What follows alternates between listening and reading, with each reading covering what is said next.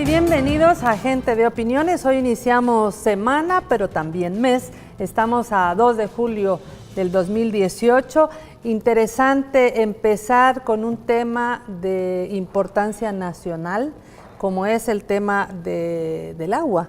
Y tenemos a dos personas que han estado en la construcción de la Ley General de Aguas, que han estado en los debates, que conocen a profundidad este tema. Por eso les proponemos hoy analizar junto a nuestra invitada el tema del análisis sobre propuesta de la Ley General de Aguas. Tenemos a la licenciada Lourdes Palacios. Ella es subsecretaria de Participación, Transparencia y Anticorrupción y también fue diputada de la Asamblea Legislativa. Bienvenida, Lourdes. Hola María Teresa, un gusto estar siempre acá en Canal Interés. Igualmente el doctor Guillermo Mata, él fue el presidente de la Comisión de Medio Ambiente y Cambio Climático de la Asamblea Legislativa y le damos la más cordial bienvenida. Buenas noches. Muchas gracias por la invitación, un saludo para todos los estimados televidentes y es un placer estar con Lourdes Palacios, una gran compañera y amiga. Bueno, como saben, interesante tener dos personas que conocen a profundidad el tema, porque es un tema que ha movilizado las conciencias nacionales y también institucionales. Ahí hemos visto universidades, hemos visto iglesia, hemos visto movimiento popular, movilizado por el tema de garantizar el derecho humano al agua. Vamos a empezar con Lourdes. Sabemos que es obviamente el agua un recurso estratégico de la nación.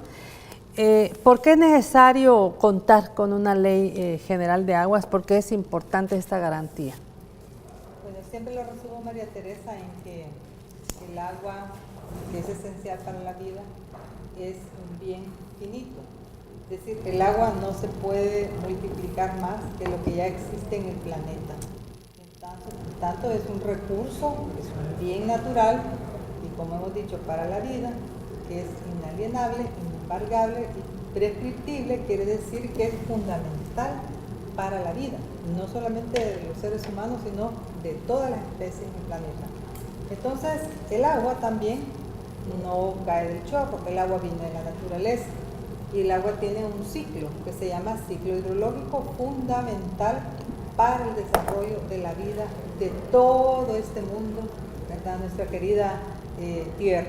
Y por eso es que el agua, que con el devenir de los años ha ido siendo mal gestionada, y el impacto del cambio climático, las prácticas que produce el modo de producción capitalista, nos lleva a esta situación de querer regular el agua, que es una obligación.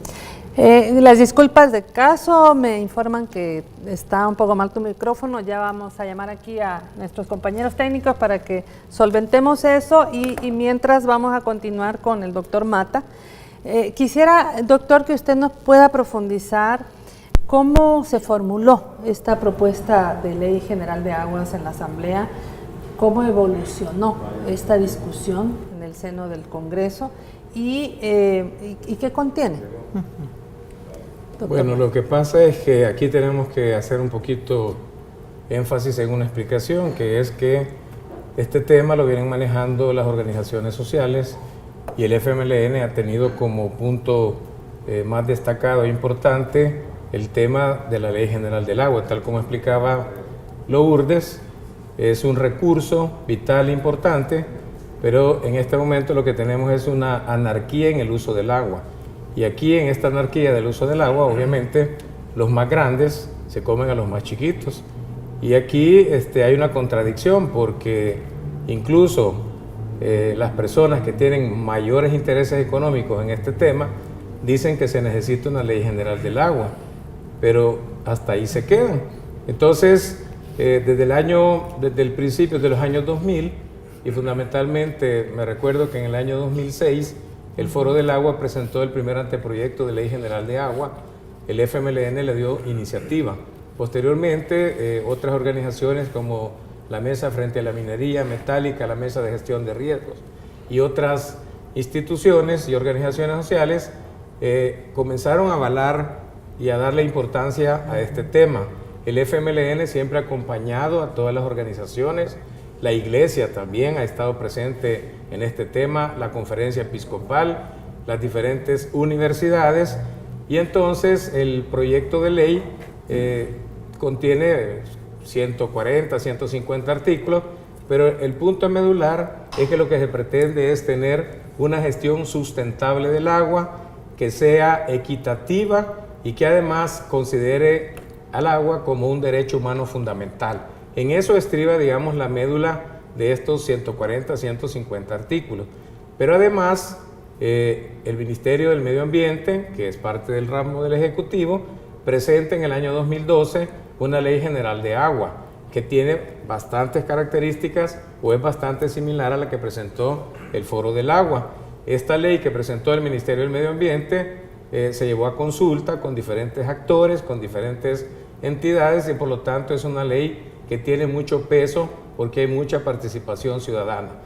Incluso de parte de los regantes, ¿verdad?, que son asociaciones de personas que se dedican a la agricultura y utilizan el agua en regadíos, etcétera, presentaron una Ley General de Agua.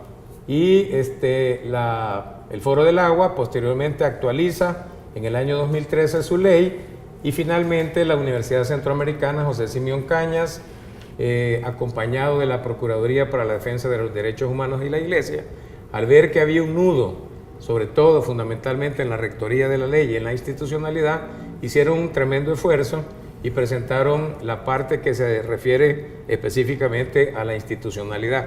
Todas estas leyes tienen en común que respetan el agua como un derecho humano fundamental, y además la sustentabilidad del agua amparada en resoluciones de la Organización de las Naciones Unidas, en tratados universales, en los objetivos del desarrollo sostenible, etc.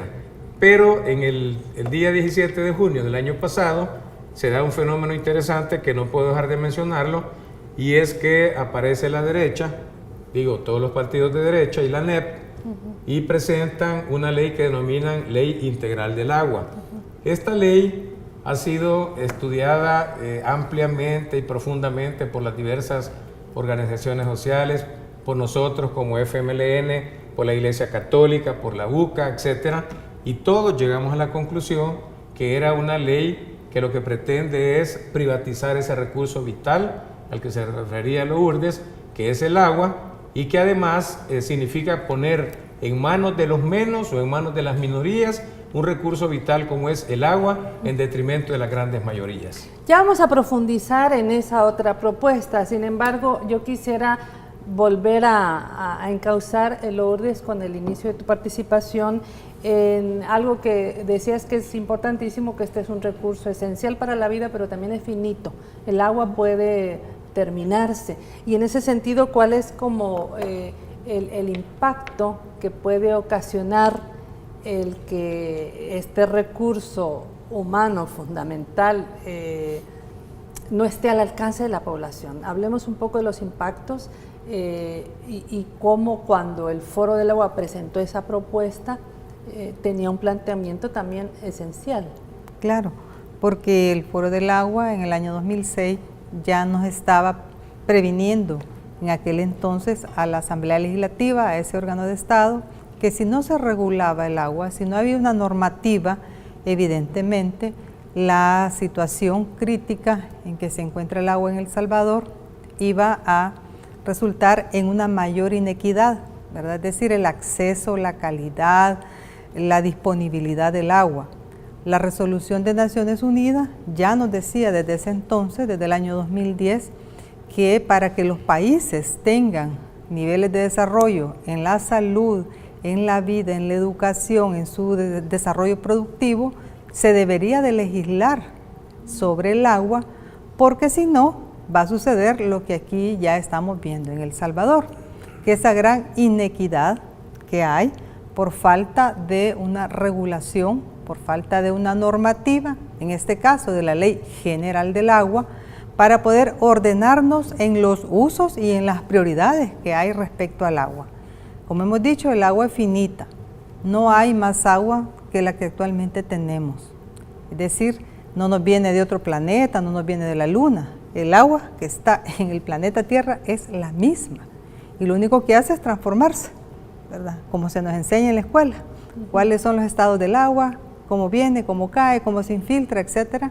Entonces, si ese ciclo no lo regulamos, no lo gestionamos, entonces resulta que en la realidad van a tener más acceso al agua aquellos que por hoy, como he dicho, hacen un uso productivo del agua sin ninguna normativa, sin ninguna regulación, y lo que el modelo capitalista, lo que el sistema capitalista y el modelo neoliberal tienen ahora para nuestras economías es que hacen un uso tal que nos contaminan. ¿Cómo está ahorita? Bueno, el río Salguate, que es el único que crece 30% cada año, porque ahí van a parar los residuos, los desechos, es decir, y eso no es de este año. O sea, ¿desde cuándo el río Salguate es el río Salguate tal como lo conocemos? Y cómo se ha venido demostrando con los distintos diagnósticos que ha hecho el Ministerio del Ambiente que tenemos nuestras aguas contaminadas aproximadamente en un 90%. Entonces, eso no es cuestión de que si el Ministerio quiere o no quiere, se necesita una ley para que se pueda ordenar ese uso, para que se pueda regular. Entonces, cuando hablamos tanto esto, Lourdes, hablan del 2006 que lo presentó el foro, 2013 que dice el doctor Mata que, digamos, se actualizó y estamos hablando de hace 12 años. 12 años, ¿Qué claro, pasa? Porque entre más dispersa esté la ley, la normativa que actualmente existe, porque se dice un poquito en el Código de Salud, se dice una parte en la Constitución, probablemente el Código Municipal tenga algo, la ley de ANDA tiene otra parte, pero esa dispersión no ayuda a hacer una gestión del agua. Es decir, que al haber río revuelto, como dice el dicho, ganancia de, ya sabemos quién en este caso, de muchas de las empresas que de manera irresponsable, y sobre todo la gran empresa, que hace un uso del agua, pero además la contamina. Entonces, ¿quién sufre con ese mala gestión y mal manejo del agua? La población que no tiene acceso. Entonces, es más caro para una persona comprar un barril de agua que la que podemos pagar nosotros y nosotras en la ciudad en un mes, porque le pagamos a la operadora ANDA, que lo que una familia puede pagar al estar semana a semana comprando a 1.50 el barril de agua, para poner un precio, digamos, barato. Pero es que resulta que como el agua no es una mercancía, el agua tiene valor. Al decir que tiene valor, quiere decir que es aquel elemento que nos hace tener, como he dicho, la calidad de vida. ¿Cuánta agua necesitamos diariamente, doctor? ¿Verdad? 8 vasos. Eso es lo que nos dicen todos los estándares en que tenemos que consumir 8 vasos de agua. Sí, pero esa agua tiene que estar en buenas condiciones, tiene que estar potabilizada, tiene que ser además accesible, no que solo me llegue una hora, porque si solo tengo una hora, volvemos a caer en la misma situación, ¿verdad? Entonces, aquí en el país, lo que ha habido históricamente es que aquellas comunidades, colonias, barrios, cantones, caseríos que han estado marginados del acceso al agua son quienes más han padecido la falta de acceso, pero también la inequidad que significa que entonces haya otros sitios en los cuales se tiene la cisterna, 2 cisternas, se utiliza para regar la grama, o se utiliza la piscina, o se utiliza para otros usos que no son el prioritario, que es el agua de consumo humano. En el proyecto de ley, justamente, que se presentó en el año 2006 y que fue uno de los puntos de partida, junto con la ley que presentó el Ministerio del Ambiente en el año 2012, se establecían los usos del agua, y el uso prioritario es el agua para el consumo humano, y en segundo lugar el agua para los ecosistemas, es decir, cómo se gestiona desde ahí, porque es desde donde hacemos uso del agua, y se dejaba todos los otros usos industriales, turísticos, productivos, tercero, cuarto, quinto lugar, porque, María Teresa, son esas inequidades las que han hecho que hoy tengamos la situación que tenemos. A ver, hablando un poco más del impacto que provoca este bien finito, este bien esencial para la vida, y ya lo que explicaba Lourdes. Lourdes habla de inequidad. Usted es médico, doctor. ¿Qué significa que la población no tenga agua? ¿Qué puede provocar en la ciudadanía el no tener este recurso? Como ya decía Lourdes, ¿quién sufre, verdad? Y priorizar en agua para el consumo humano. Yo quisiera que usted le explicara también a la población ese tipo de impacto en la salud.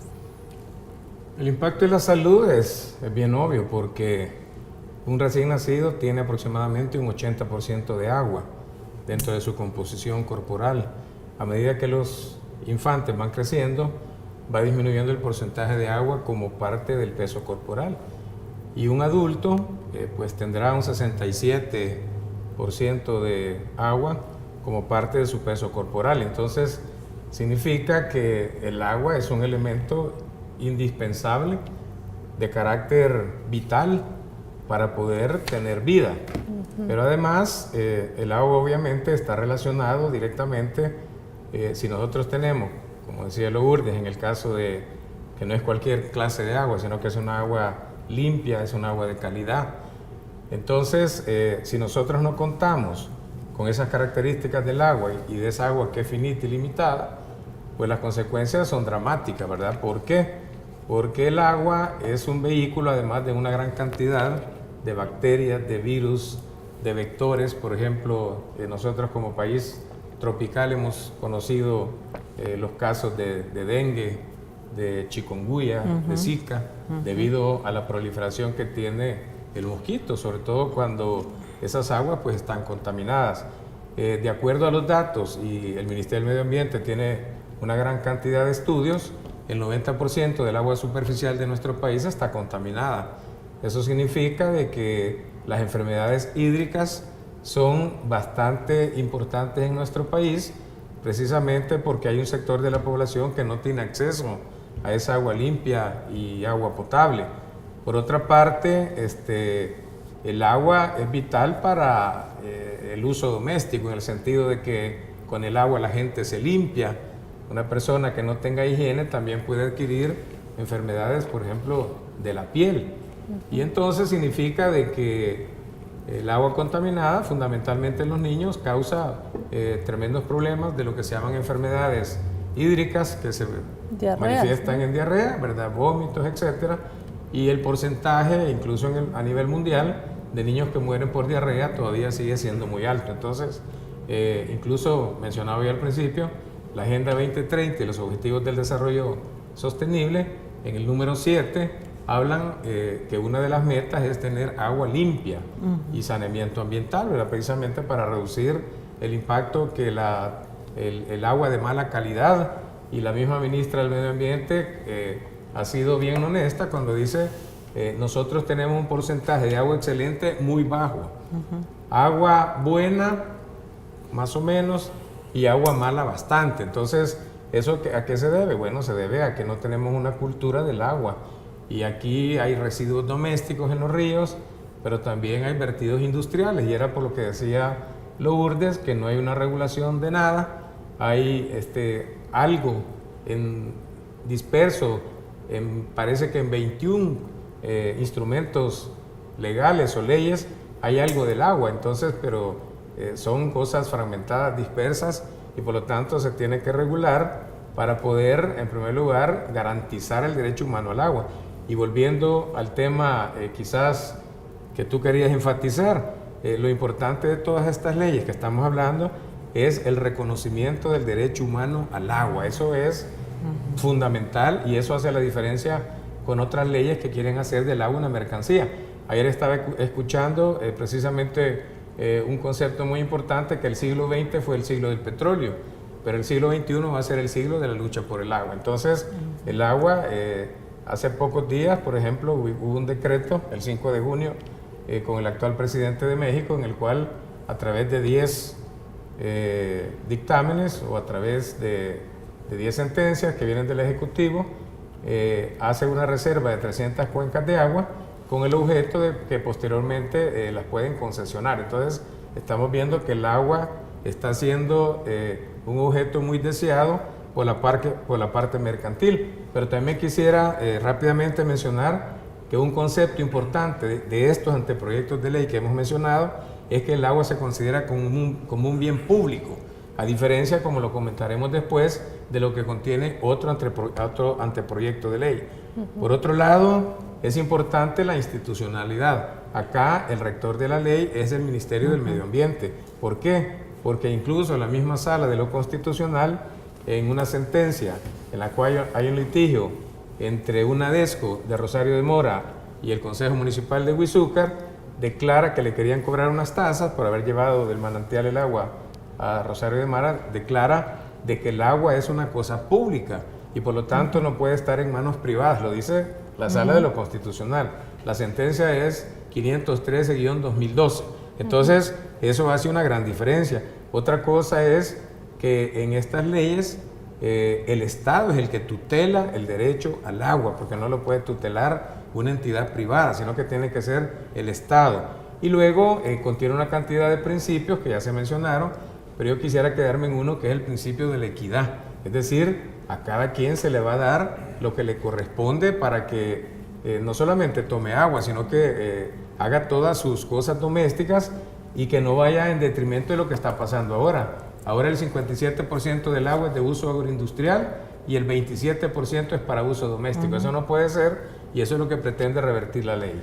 Muy bien, vamos a quedarnos en este momento del primer corte, pero yo quisiera que usted que nos está viendo pensara en cuánto se gasta la industria, por ejemplo, de gaseosas, de bebidas, en lavar esos envases que después va a utilizar para comercializar bebida. En el año 2000 yo recuerdo que hice un estudio en la Universidad de El Salvador y justo decía, el agua se va a acabar, era hace 18 años. Pero bueno, vámonos con ese pensamiento, el uso de las aguas, la inequidad en tener el agua. Y vamos a profundizar en qué contienen estas propuestas de otras leyes que recién han llegado a la Asamblea Legislativa. Ya regresamos.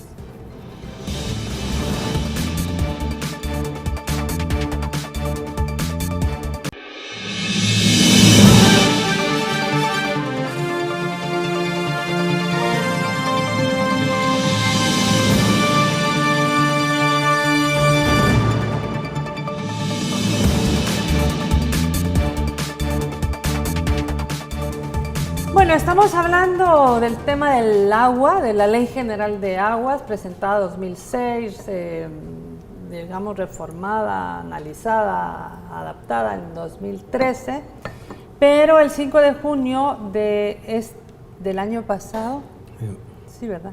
Los partidos de derecha dijeron a presentar otra ley, una ley integral de agua.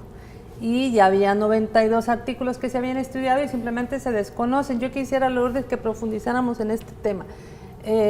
La palabra integral se oye bien bonita, ¿verdad? Sí. Entonces es un poco que pudiéramos desmenuzar la diferencia y más que la diferencia, ¿cuál es la principal crítica a la presentación de esta ley que obviamente es respaldada por ANEP y el Partido Arena? Bueno, estas propuestas de ley son varias, ¿no? Pero yo quisiera hacer como en los dos enfoques que hay, porque aunque el Foro del Agua presentó en 2 veces consecutivamente, el Ministerio del Ambiente también, que se presentó también una ley por parte de los regantes y luego la propuesta que se presenta el año pasado como Ley Integral del Agua, en realidad esos proyectos de ley están así, divididos. Lo que presenta el Foro y el Ministerio y lo que presentan los regantes, que básicamente era una propuesta de la ANEP, y lo que se presenta el año pasado como la ley que todos los partidos de derecha en la Asamblea Legislativa respaldan. Entonces, no importa cuánto sea, porque puede venir otro proyecto de ley, María Teresa, puede venir otra propuesta, etcétera. Pero el punto está en que, bueno, en primer lugar, la comisión es la que define qué proyecto al final es el que construye, qué es lo que se va, que en este caso, digamos, se vino construyendo desde la legislatura 2012 un proyecto de ley que ya tenía aprobado los 92 artículos. Esos 92 artículos obedecían a la propuesta de gestión sustentable del agua, a reconocer al agua como un derecho humano, a reconocer el agua como un bien nacional de uso público. Esos 92 artículos responden a la realidad del Salvador, pero responden también a la superación de esas inequidades de las que estamos hablando en la gestión del agua, versus el proyecto de regantes y de los partidos de derecha y de la ANEP, que fue mencionada además en varias ENADE, varios encuentros nacionales de la empresa privada, en considerar el agua mercancía, en hacer del agua un uso mercantil, valga la redundancia, pero también a convertir el agua en un negocio, a hacer del agua una industria, un negocio. Así es como está planteado. Para ello, los proyectos de ley evidentemente reflejan esos dos enfoques. Entonces, en el enfoque de los partidos de derecha está claramente representado el uso mercantil que se hará del agua poniéndole precio. Por eso es que se dice que la vuelven mercancía, porque le ponen precio. Y aquí recordémonos de algo tan elemental, que cuando un bien es escaso, se vuelve caro. Y entonces conviene que el agua, entre más escasa sea, el agua para consumo sea más escasa, entonces ¿a quién le conviene hacer de ello un negocio? ¿Verdad? ¿A quiénes querrán tener? A esa gran empresa representada en ENADE y en la NEP, que quieren hacer del agua ese uso mercantil, hacer mercancía el agua y hacer de ella un negocio. Entonces, ese es digamos, como el enfoque que ha estado, los enfoques que han estado en la contradicción en la Asamblea Legislativa. Yo quiero reconocer el gran trabajo que el Foro del Agua ha hecho a lo largo de estos 12 años, María Teresa, y de todos los otros espacios mencionados por el doctor Mata, como la mesa frente a la minería metálica, la mesa de gestión de riesgo, es decir, todo lo que se aglutinó como alianza ambiental y que ahora también se han aglutinado como una alianza contra la privatización del agua, porque son estas personas, estas organizaciones, las que no han dejado de señalar siempre a la Asamblea Legislativa la necesidad de regular el agua, porque al final la gente más pobre es la que más sufre la falta de esta regulación.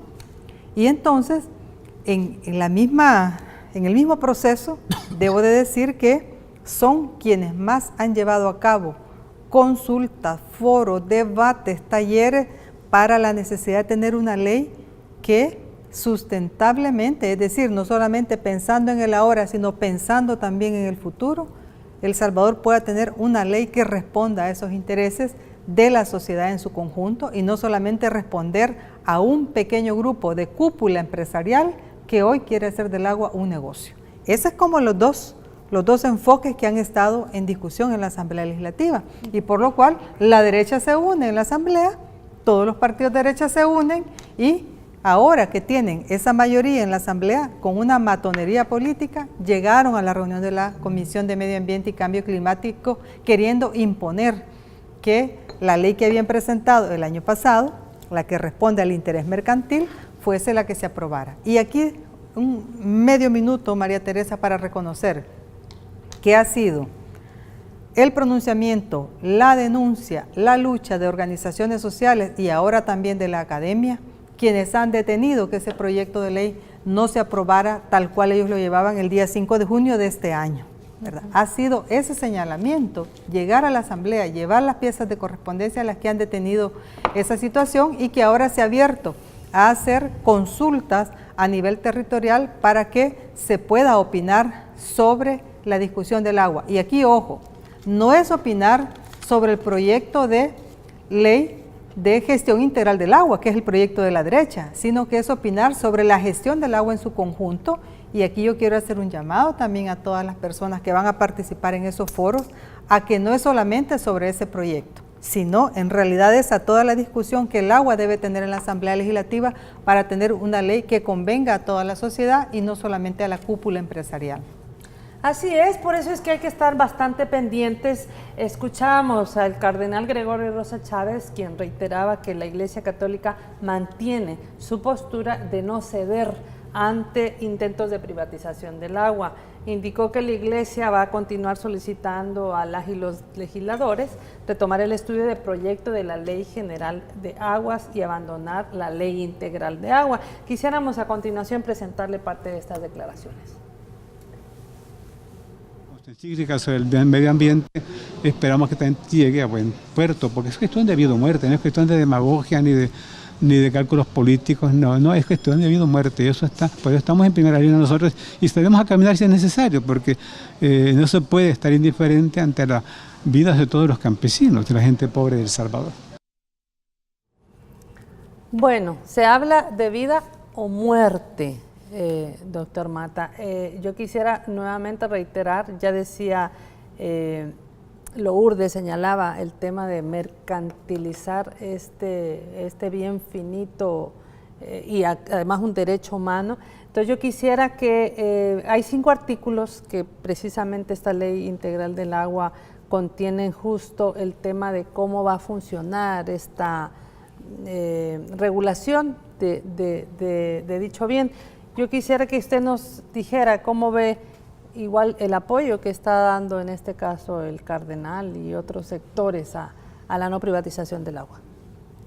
Bueno, yo creo que la Iglesia como institución no puede quedarse atrás en este tema, ¿verdad? Porque yo quisiera poner como referente fundamental al Papa Francisco y su encíclica Laudato Si, en donde hace un planteamiento de que esta es la casa donde vivimos todos y por lo tanto la tenemos que cuidar. Y entonces él, cuando hace esta encíclica, se rodea de una gran cantidad de personas académicas, científicas, ecólogos, etcétera, y por lo tanto sus basamentos son totalmente sólidos. Y aquí él toma una posición firme, incluso toca el modelo de producción y toca los modelos de consumo, que son los que están contaminando el planeta. Y luego tiene una parte que dedica muy especial con el tema del agua. Y aquí el Papa pues habla que el agua es un bien finito limitado y que tiene que estar al alcance de todas las personas. El agua es un bien que no puede estar en manos de personas, sino que tiene que tener un carácter público, un carácter que permita el acceso independientemente de las condiciones socioeconómicas de las personas.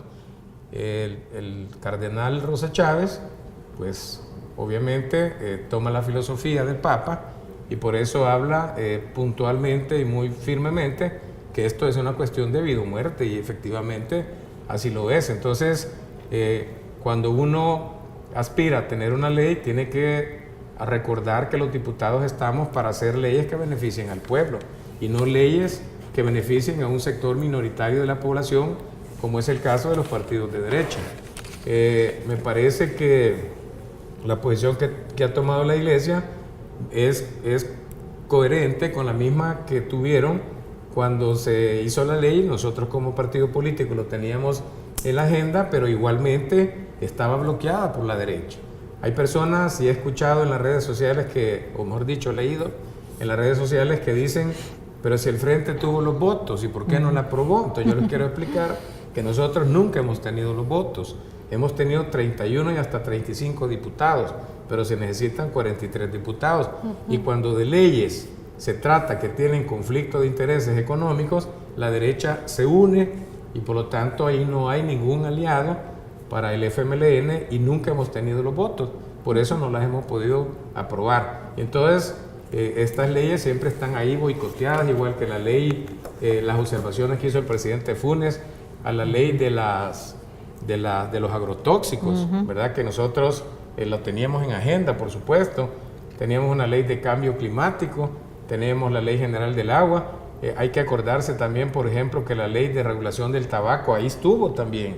Y fue, como decía Lourdes, fue con la presión social, con la movilización social, igual que cuando llegó el anteproyecto de ley para privatizar el hospital Amatepec y Roma, que el expresidente Flores la tuvo que retirar ante las multitudinarias marchas y la presión que hizo el pueblo salvadoreño. Entonces, en este momento, sin duda alguna, es que para mí, María Teresa, el tema es la propiedad del agua. Ese es el asunto. ¿Por qué? Porque en esa figura que está creando la derecha, en la cual hay 4 personas privadas que responden a intereses privados que provienen de la ANEP, 2 que provienen de Comures, que es una entidad de derecho privado, y 1 nombrado por el presidente de la República. El presidente de esa autónoma sería prácticamente una figura decorativa que no iría a hacer nada más que darse cuenta de lo que está aconteciendo y lo que están erguiendo las personas que están trabajando a favor de la derecha. Esa es la gran diferencia, ¿verdad? Y por eso es que nosotros decimos que están privatizando. ¿Por qué? Porque ahí se van a tomar las grandes decisiones sobre la gestión y sobre las grandes directrices que va a haber sobre la política hídrica nacional, sobre el balance hídrico, sobre los permisos, sobre las concesiones, sobre los usos del agua. Y entonces, como dice el refrán popular, vamos a poner a la zorra cuidando a las gallinas, vamos a poner al ratón cuidando al queso, y eso no es posible. Entonces, ahí hay tremendo conflicto de intereses. Ellos van a ser jueces y al mismo tiempo van a ser parte de las soluciones que se están tomando ahí. Entonces, lo que quieren es, en una palabra, es apropiarse del agua. Yo quisiera, María Teresa, señalar, y si me das la oportunidad, algo que casi no se ha dicho y que para mí es realmente preocupante. Por ejemplo, ahí hay una dirección de agua potable y esa dirección de agua potable se crea precisamente para favorecer los servicios y la cobertura de los prestadores de servicios privados de agua y alcantarillado. Y de acuerdo al artículo 25 de esa Ley Integral del Agua, sustituye a la ANDA y se derogan los artículos 70, 71 y 72 que le dan las facultades a la ANDA de proveer el agua con todo lo que eso significa y además proveer las alcantarillas. Eso significa apropiarse de las fuentes de abastecimiento de donde provienen las aguas que son abastecidas por el ANDA, ¿no? Las fuentes de abastecimiento, aguas superficiales, aguas subterráneas, plantas de tratamiento y de bombeo, los tanques de almacenamiento y distribución, las tuberías con sus accesorios, las válvulas, los hidrantes y, en el caso del alcantarillado, las instalaciones y servicios que tienen por objeto la evacuación y disposición de las aguas residuales, las alcantarillas sanitarias, sus pozos, etcétera. O sea que prácticamente, y con los artículos que se derogan de la ley de la ANDA, desaparece la ANDA y entonces se montan esta Autoridad Nacional del Agua sobre la ANDA y desaparece la ANDA. Entonces está clarito de que habrán proveedores públicos si se aprobar esa ley y desaparece la ANDA. Y otra cosa gravísima... Proveedores privados. Proveedores privados. Claro. Y la otra cosa grave es que derogan el artículo 48, 49, 70, 71 de la Ley del Medio Ambiente, que se refiere a la disponibilidad y cantidad del agua, manejo de cuencas, gestión, uso, protección, manejo de aguas y ecosistemas, identificación de zonas de recargo, acciones de recuperación y protección. O sea que se agarran todo lo que es la gestión de la cuenca, ¿verdad? Y todo el agua que caiga en las zonas de recarga será de la Autoridad Nacional del Agua. Y otra cosa más grave es que derogan el artículo 576, 577, 636, 862 del Código Civil. ¿A qué se refiere? Que al derogar esto se pierde el carácter público de los cuerpos de agua, como lagos, lagunas y ríos, y se pierde el goce o derecho sobre el uso y aprovechamiento de agua de los ribereños, de la gente pobre que agarra agua de los ríos. Y hasta el mar también. Es decir, los cuerpos de agua que hasta ahora han sido públicos pasan a dominio de la autoridad hídrica, dominados por privados, incluyendo el mar. Entonces, yo no sé por qué no le hemos dado tanta importancia a esto. O sea, esto es inconstitucional además, ¿verdad? Porque viola la Constitución de la República. Entonces, están haciendo una ley inconstitucional con matonería y era de esperarse, ¿verdad? Porque el primer intento fue que en la ley de asocios públicos privados el agua entrara como parte de los asocios públicos privados. Como no pusieron, entonces viene la nueva ofensiva. Ahora tienen mayoría en la comisión, apenas hay 2 diputados del FMLN contra 9 diputados de la derecha, y además en el pleno pues todos sabemos de que tienen mayoría arrasante. Entonces aquí obviamente tiene que ser el pueblo, tienen que ser las organizaciones sociales, las universidades. Este día apareció también, antes de venir lo estaba leyendo, un comunicado ya de las universidades privadas, ¿verdad? Lo cual me parece que es importante, que dicen que el agua no se puede privatizar, claramente, y que deben de haber académicos y que los deben oír a ellos. Ellos se han negado. Yo estaba en la comisión anterior cuando ni siquiera quisieron recibir a la conferencia episcopal, a la iglesia, a la UCA ni a Derechos Humanos, y les dijeron manden una notita y observaciones, pero no los vamos a recibir en la comisión. Entonces, yo creo que es una gran oportunidad porque cada vez más la gente está tomando conciencia, la gente se está lanzando a las calles y esos intentos de privatización que no son inventos, sino que son reales. Yo acabo de leer parte de lo que significa esta ley. No podemos permitir nosotros como ciudadanos que porque tienen mayoría en la Asamblea Legislativa hagan leyes express para la empresa privada. Y aquí hay otra cosa en esa ley que dice que únicamente se darán permisos que excedan, para el caso de la agroindustria, los 60 litros por minuto. Cuando uno calcula esa por hora, por día, por mes y por año, son millonadas de metros cúbicos de agua que pueden extraer a las agroindustrias y las empresas sin tener necesidad de pedir permiso. Y por lo tanto, no va a haber control de nada, no van a pagar nada. Los que fabrican bebidas gaseosas, jugos, el monocultivo de la caña de azúcar, que ahora hacen hasta ron, que son los que más ocupan el agua. Entonces, van a dejar a la gente sin agua. Como tú decías, hace 18 años se va a terminar el agua. La ministra del Medio Ambiente lo ha dicho. El agua se está terminando. ¿Por qué? Porque tiene temporalidad y la vemos que de repente llueve mucho y ya no llueve nada. Y depende de lo territorial, a dónde caiga el agua. Y además, he hablado mucho de lo que se llama la cuenca ecológica, que es la cantidad de agua mínima que tiene que haber en los ríos, que a veces ni siquiera hay ese mínimo de agua. Es realmente impresionante lo que puede ocurrir de privatizarse el agua. Vamos a hacer el corte para que después Lourdes Palacios no le cortemos la idea, porque queremos que profundizar en estos usos del agua, en donde realmente es más para ganancia de privados y de industria que para lo que necesita la ciudadanía. Ya regresamos, no nos cambien.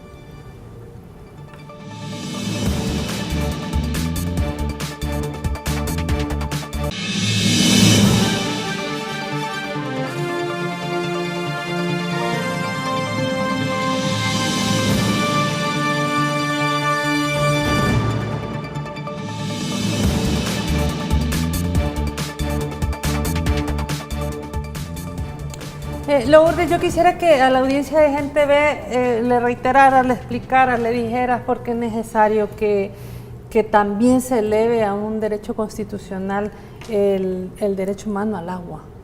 Sí, efectivamente, como hemos señalado y lo reiteramos, el agua es un bien esencial para la vida, en cualquiera de sus formas. Y por ello también incluso ya nuestra misma Constitución plantea que el agua en su estado natural, en el suelo, en el subsuelo, es propiedad del Estado. Entonces, si eso está claro desde nuestra Carta Magna, entonces, ¿qué nos corresponde hacer?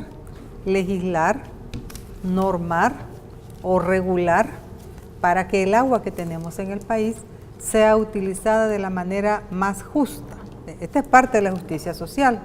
Y como señalamos que esta ley que se presentó por parte del Foro del Agua y que después el Ministerio del Ambiente del presidente Mauricio Funes presenta la propuesta, es que tiene este enfoque de derechos, ¿verdad? Y en tanto derecho humano, se mira el agua como ese bien común, como ese bien público, nacional, como ese bien que no debe ser privatizado. Y entonces, cuando incluso se ha planteado la reforma constitucional para desde ahí asegurar el derecho humano al agua, es para que sea corresponsable con la normativa de la Ley General del Agua que se propuso en esta propuesta. Aquí se señalaba que si el Estado es el responsable de garantizar ese goce efectivo del derecho humano al agua, entonces debe haber un uso prioritario de la misma.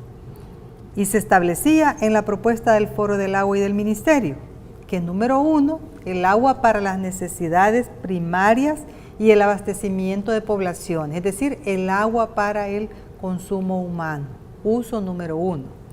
Uso número 2, para la sostenibilidad de los ecosistemas, porque aquí me detengo un poco, porque si no tratamos también a nuestra naturaleza, a nuestro territorio, entonces resulta que no vamos a tener donde captar el agua.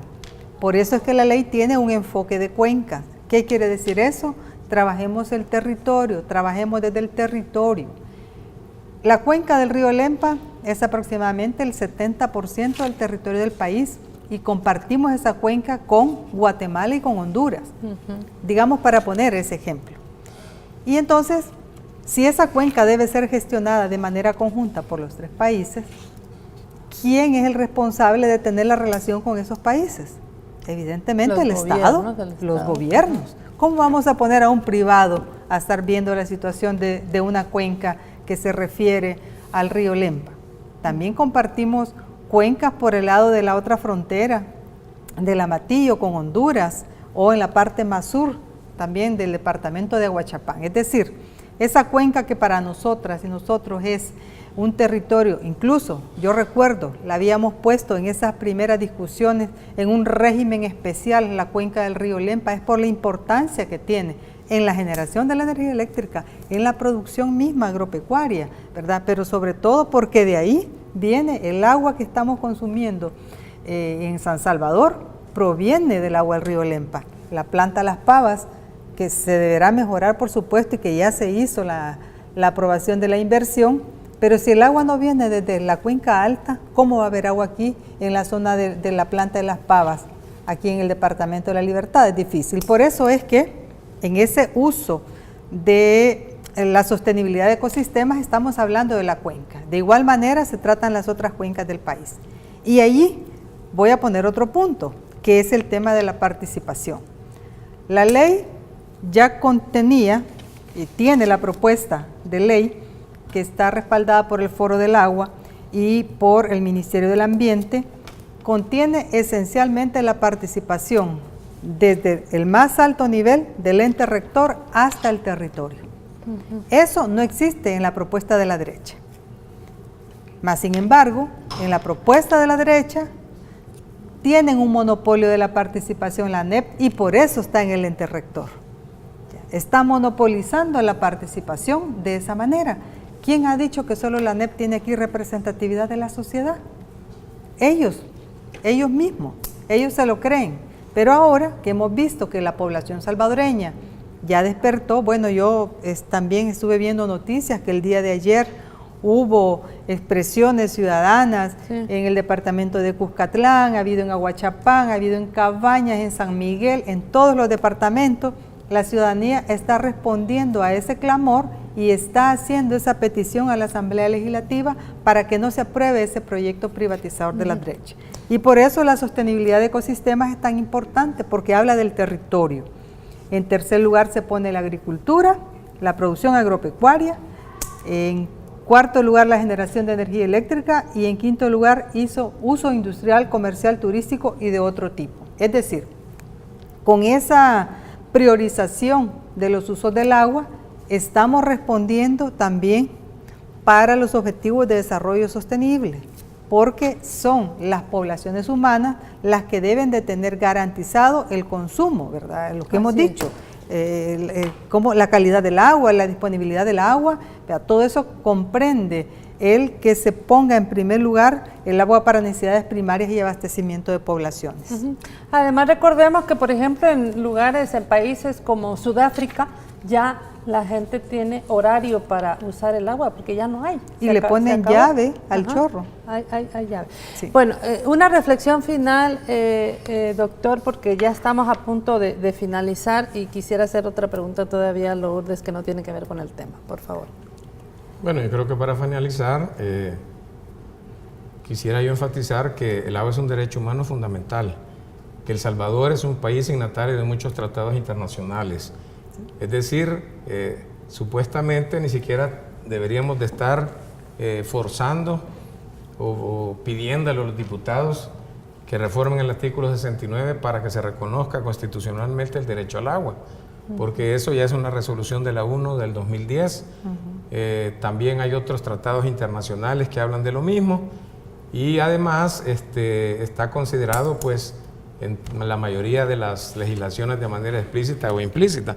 Segundo, que yo creo que el pueblo salvadoreño, aunque estemos viendo el mundial, no nos tenemos que dormir con este tema. ¿Por qué? porque no es un sesgo ideológico. Además yo quisiera, porque a veces nos asustamos de las palabras, el tema del agua es un tema político, tiene una visión política, tiene una visión económica, tiene una visión ambiental, entonces no debe darle a la gente miedo de que le digan que es un tema político. ¿Por qué? Porque estos temas así se tienen que ver. En tercer lugar, la ley que debemos de aprobar es la que hemos estado comentando con Lourdes y la que han presentado las organizaciones sociales, porque garantiza el derecho humano al agua, la tutela del derecho al agua, la equidad, el acceso, el aprovechamiento, la gestión de las cuencas, como mencionaba, y además garantiza la equidad, y además los usos tal como se había referido.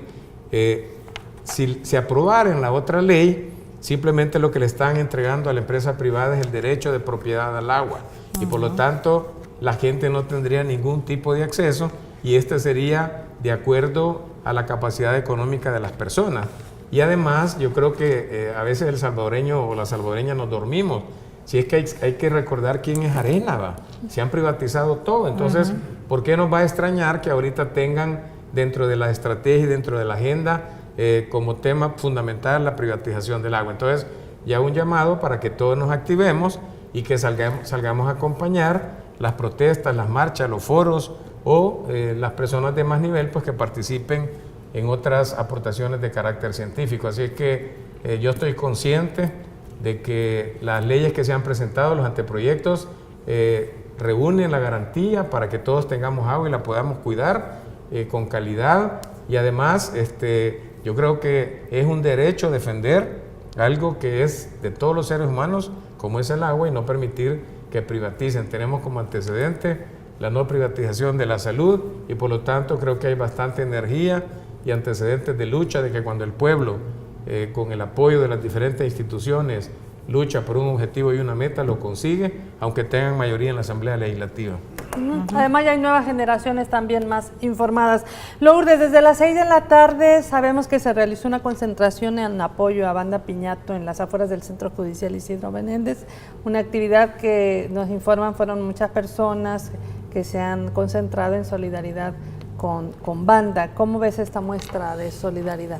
Bueno, justo venía corriendo yo de la muestra de solidaridad y sororidad para la doctora Wanda Piñato, María Teresa, porque lo que se está planteando a la Cámara Segunda de lo Penal es que la doctora Piñato sea juzgada en libertad, dada su condición crítica de salud. Debo decir que aquí estamos hablando de un tema, como se ha señalado en otros casos, de la judicialización de la política.